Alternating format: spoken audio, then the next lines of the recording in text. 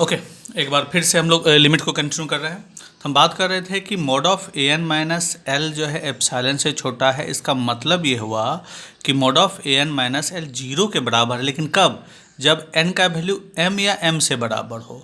यानी ए one minus L zero के बराबर नहीं है, ए टू माइनस नहीं, ए एम माइनस एल। यानी एक सर्टेन स्टेप के बाद, एक सर्टेन स्टेज के बाद ए एन जो है वो एल के बराबर होता है, जिसको हम लोग बोलते हैं, जिसको आप लिमिट में जब लिखते थे तो याद कीजिए, लिखते थे limit N tends to something, जो भी दिया रहा है A N equal to L.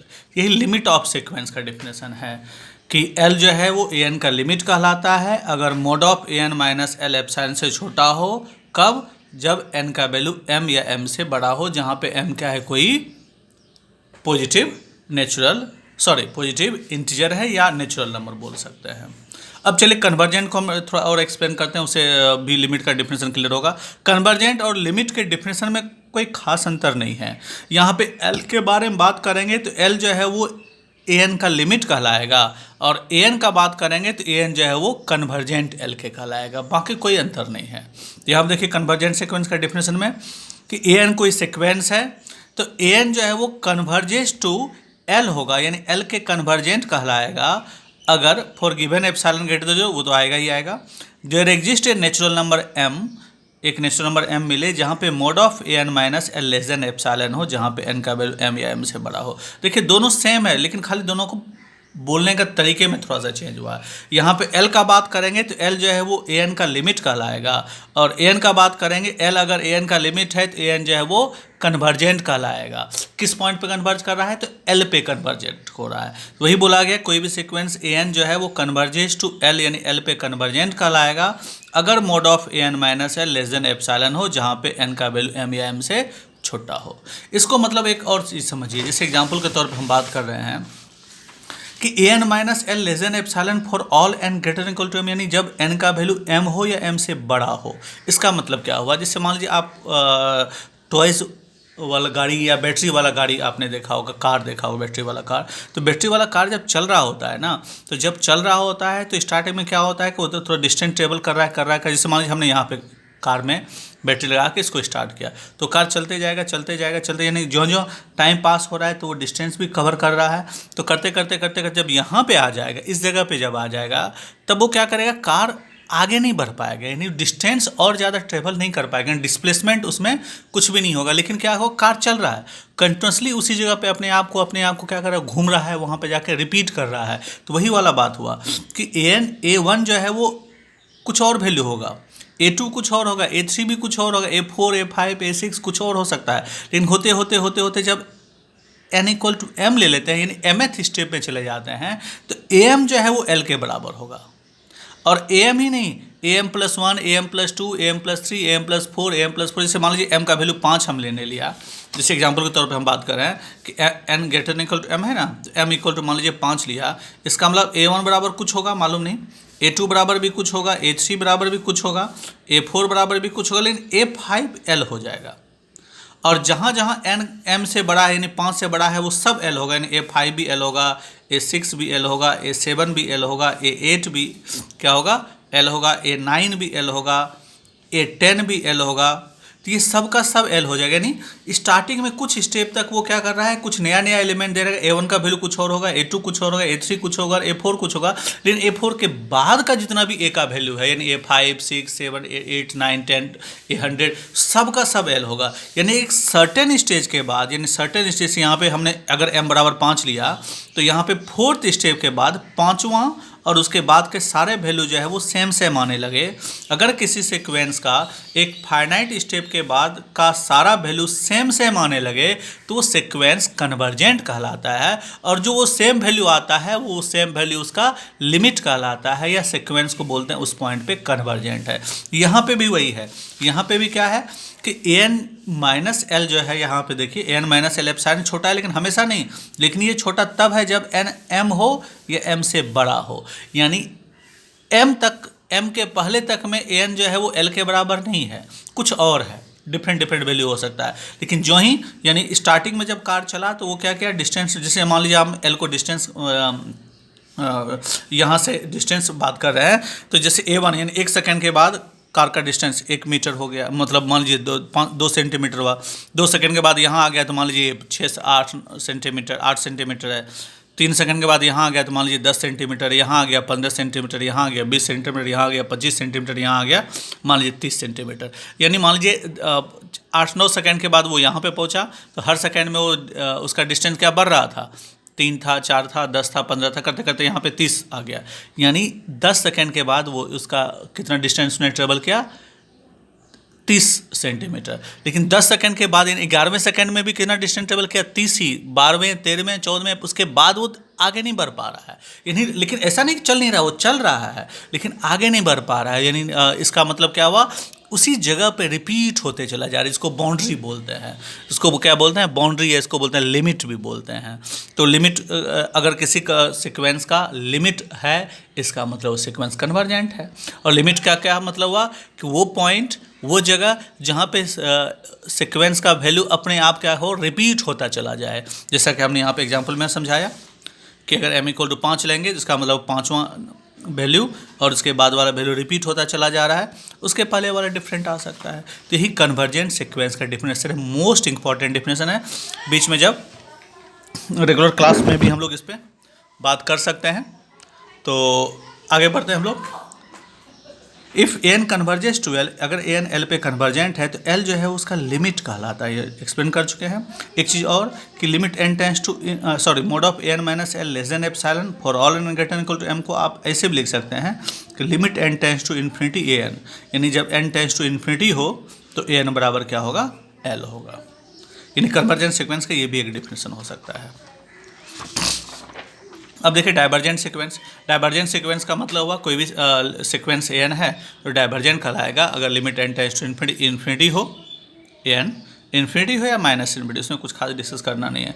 Oscillatory series में भी देखा जा चुका है। ऑस्किलेटरी का मतलब क्या होता है, जो फाइनाइट वैल्यू दे लेकिन यूनिक ना दे, वही लिखा हुआ। A sequence is said to be oscillatory if it is neither convergent not divergent. जैसे मान लीजिए n equal to -1 to the power n है, तो ये आपको मालूम है या तो -1 देगा, 1 देगा, -1 देगा, 1 देगा, -1 देगा, 1 देगा, तो इसका लिमिट हम बता नहीं सकते हैं।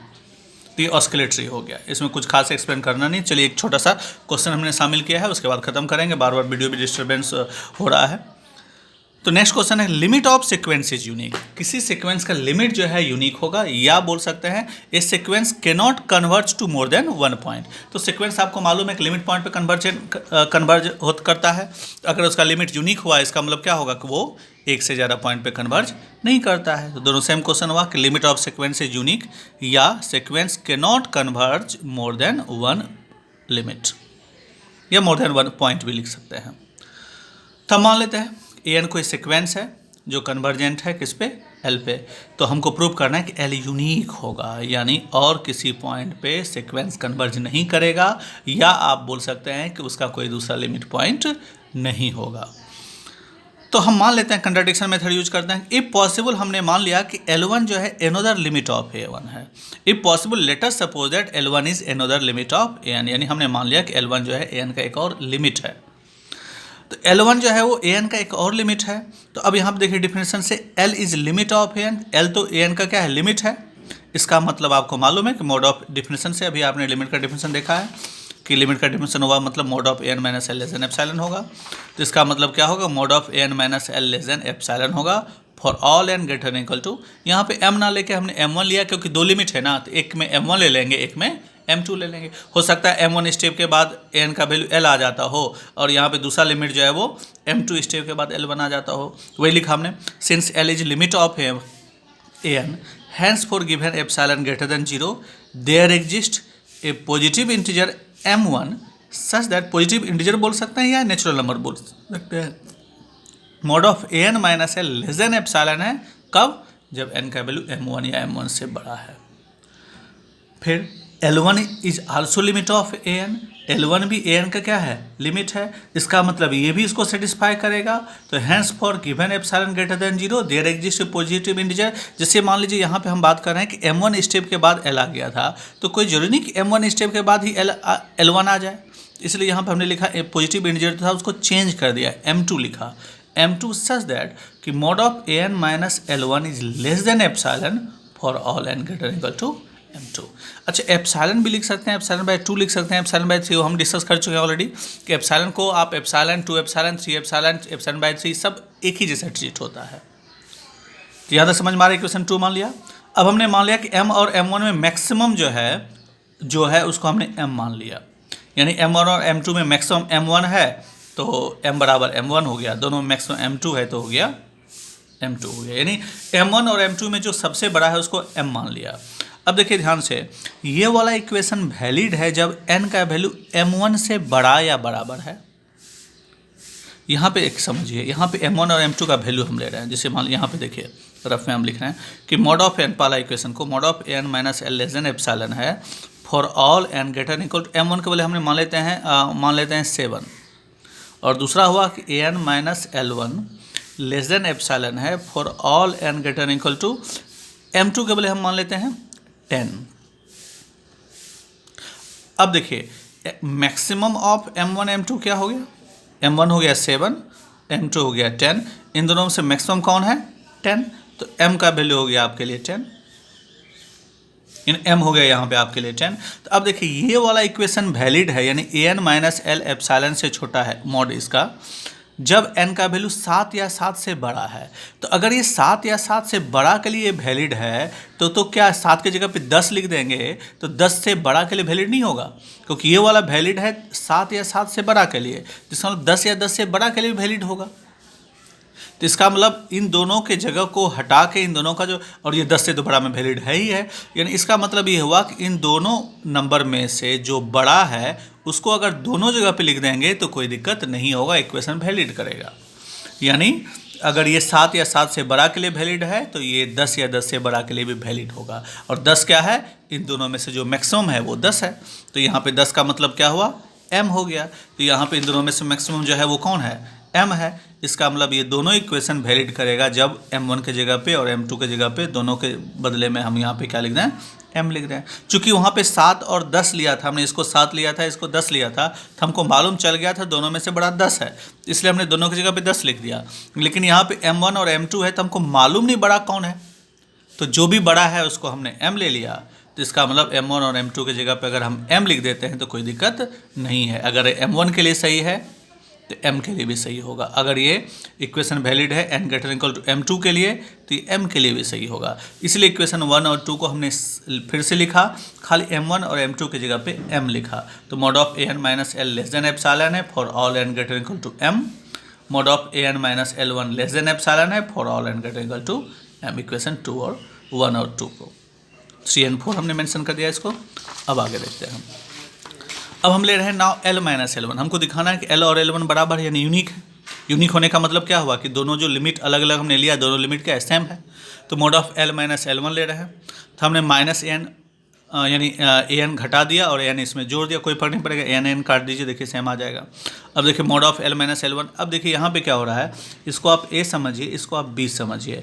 तो आपने ऑलरेडी जानते हैं कि mod of a plus b क्या होता है, less than equal to mod of a plus mod of b होता है। तो वही हो गया mod of a plus b less than equal to mod of a मतलब L minus an plus mod of b मतलब an माइनस L1 हो गया।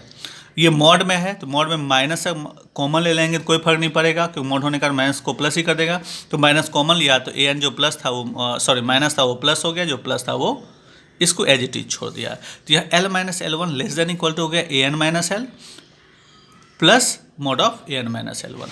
और देखिए ध्यान से, mod of an minus L हमने निकाला हुआ है पहले से ही। Mod of an minus L क्या निकाला है, एप्सिलॉन से छोटा है जब n m से बड़ा या बराबर हो। और mod of an minus L1 भी, ये भी एप्सिलॉन से छोटा है, लेकिन जब दोनों m या m से बड़ा हो। चूँकि यहाँ पे दोनों जो है का यूज करना था, इसलिए हमको n को एक पार्टिकुलर नंबर में कन्वर्ट करना था m में। अगर ये m1 से बड़ा में होता, ये m2 से बड़ा होता, तब हम यहाँ पे क्या लिखते। तो यहाँ पे mod of an minus L के बदले में हमने क्या लिखा, एप्सिलॉन लेस देन हो गया, लेस देन है तो लेस देन है तो ये हो जाएगा हमारा, लेस देन इक्वल टू हट जाएगा, लेस देन हो जाएगा, इक्वल टू हट जाएगा। तो यहाँ पे हो जाएगा mod of an minus L के छोटा है एप्सिलॉन से, लेकिन इसके बदले हमने बड़ा नंबर डाल दिया ना, तो बड़ा नंबर डाल दिया तो ये वाला पोर्शन बड़ा हो जाएगा। तो एप्सिलॉन हो गया प्लस एप्सिलॉन, इसके बदले में एप्सिलॉन, ये भी एप्सिलॉन, लेकिन कब, जब n m से बड़ा हो या बराबर हो। और यहाँ पे अगर दोनों अलग अलग रहता तो दिक्कत होता कि एप्सिलॉन तो लिख देते, लेकिन फिर n का वैल्यू क्या लिखते, n का वैल्यू लिखते greater equal to m1 greater equal to m2, दोनों तो नहीं लिख सकते थे, इसलिए दोनों को मिला के एक में कन्वर्ट करना पड़ा था हमको। तो चलिए अब आगे बढ़ते हैं। तो यहाँ तो समझ में आ रहा होगा, mod of an minus L के बदले में हमने एप्सिलॉन लिख दिया, इससे बड़ा वैल्यू लिख दिया, तो ये वाला पोर्शन बड़ा हो गया, इससे भी बड़ा वैल्यू लिख दिया, ये वाला पोर्शन और बड़ा हो गया, तो इक्वल टू हट जाएगा यहाँ पर। तो इसका मतलब हो गया mode of l minus L1 less then 2 epsilon है, जहाँ पे n का वैल्यू m हो या m से बड़ा हो।